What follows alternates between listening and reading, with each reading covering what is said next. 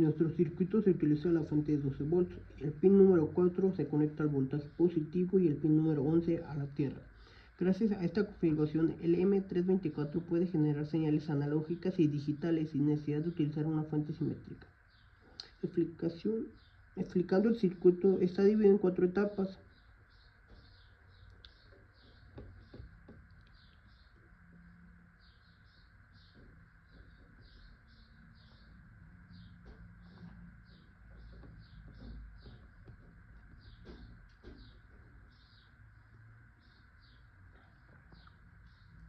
La primera etapa, utilizando el operacional U1A, su función es trabajar con un disparador switch o comparador con histéresis. Este tipo de circuitos evita cambios inestables provocados por pequeñas variaciones de voltaje y genera una señal cuadrada estable.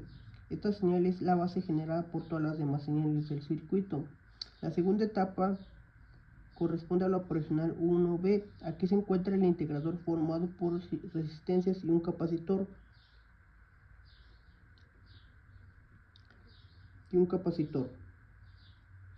Cuando la señal cuadrada entra en el integrador, el capacitor comienza a cargarse y descargarse de forma lineal. Como resultado aparece una onda triangular. Esta onda es fundamental porque será comparada posteriormente por la generada por la señal PWM. Nuestra tercera etapa, esta trabaja con la operacional 1C. Aquí se realiza la comparación entre la onda triangular y el voltaje de referencia obtenido mediante el potenciómetro RB1. Si la amplitud de la onda triangular supera el voltaje de referencia, la salida cambia de estado. Este proceso ocurre continuamente, pues una señal cuadrada cuyo ancho de pulso depende de la posición del potenciómetro.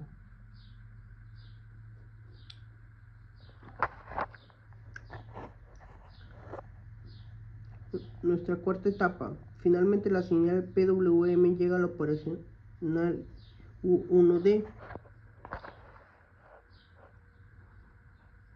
Esta etapa entrega la señal final que será utilizada para controlar el transistor. Al mover el potenciómetro observamos que cambia únicamente el ancho del pulso.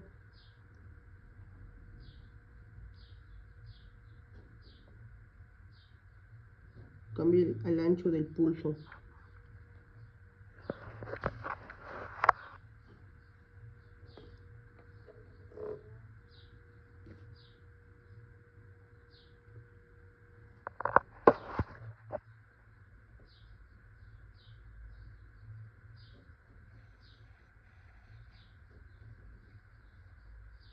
Mientras que la frecuencia permanece prácticamente constante. Este comportamiento es precisamente el principio de fundamento del PWM.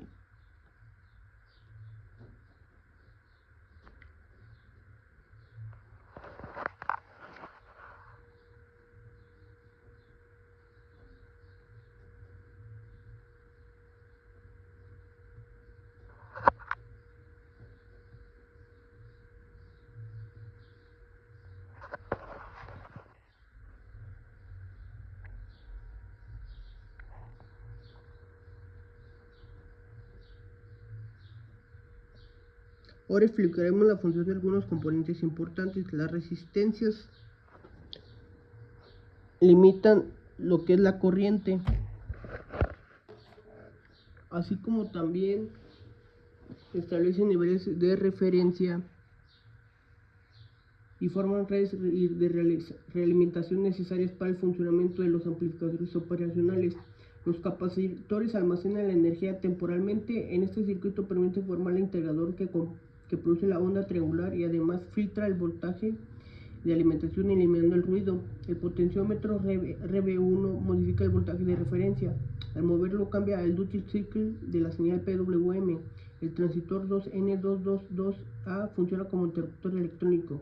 Cuando recibe un nivel alto conduce corriente hacia el motor y cuando la señal desaparece deja de conducir. El diodo 1E401 es un diodo de rueda libre.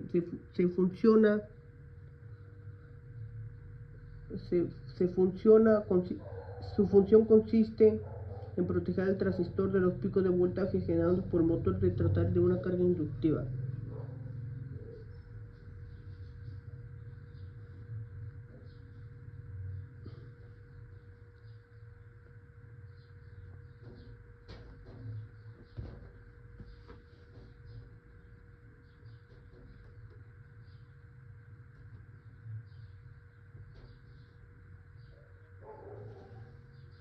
Mediciones de voltaje.